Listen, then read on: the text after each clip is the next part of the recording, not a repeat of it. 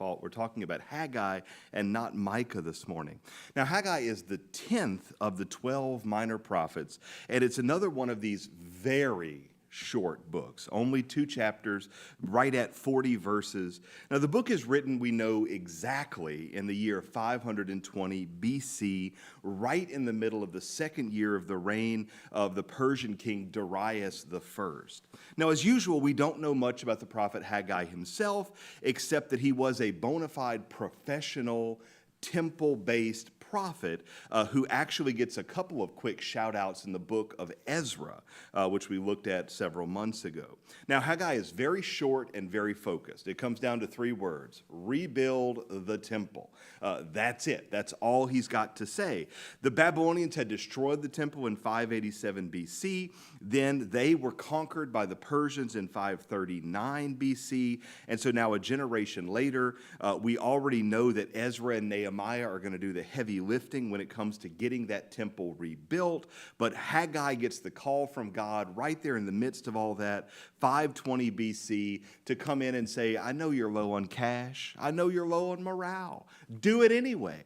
And that's it. And then he goes his merry way. We never hear about him ever again. Now, we've gone over the significance of the temple over several times, so I'm not going to rehash that. But Haggai's book is all about the essential role that the temple plays.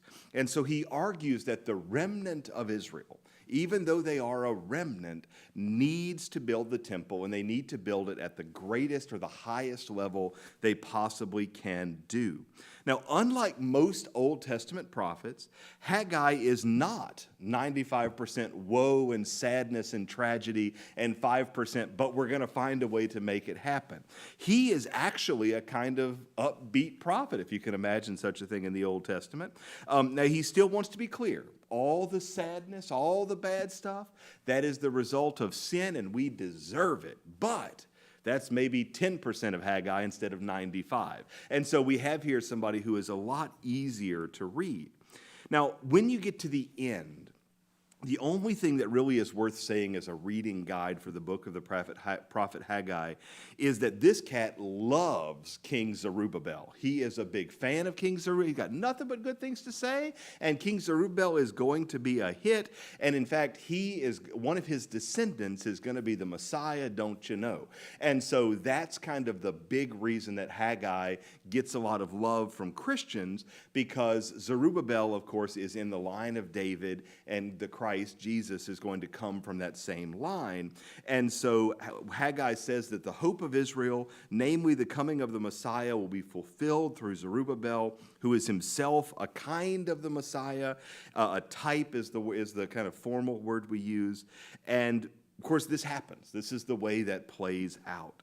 And of course, that's important to know, because a lot of the prophets despise most of the kings. We remember that Isaiah had one of the kings that he liked, but the rest of them were stinkers. And Zechariah despised most of the kings. But Haggai is a huge fan of Zerubbabel. And of course, it turns out Haggai got it right. And so we're very excited about that. It will not take you long to read Haggai. It's 40 verses. I mean, you could have read it 3 times by the time I had already given this very, very brief presentation.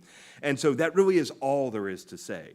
We do have 2 minor prophets left. Both are relatively simple. And then, as I did mention before, we will have a whole talk that's just going to be kind of a timeline of the Old Testament. And then we will have a whole separate talk that will kind of sum up the different sections of the Old Testament and kind of get us ready for the different sections of the New Testament. There's the Gospels and the epistles and all that kind of fun stuff.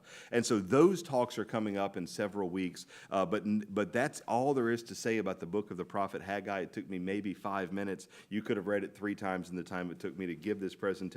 So now go and read the prophet Haggai with a little bit more knowledge, and think about how cool Zerubbabel is, even if you don't have any idea how to pronounce his name. I've been Father Ryan Humphries. This has been the CU Catecast. Thanks for joining us, and I hope you have a wonderful afternoon.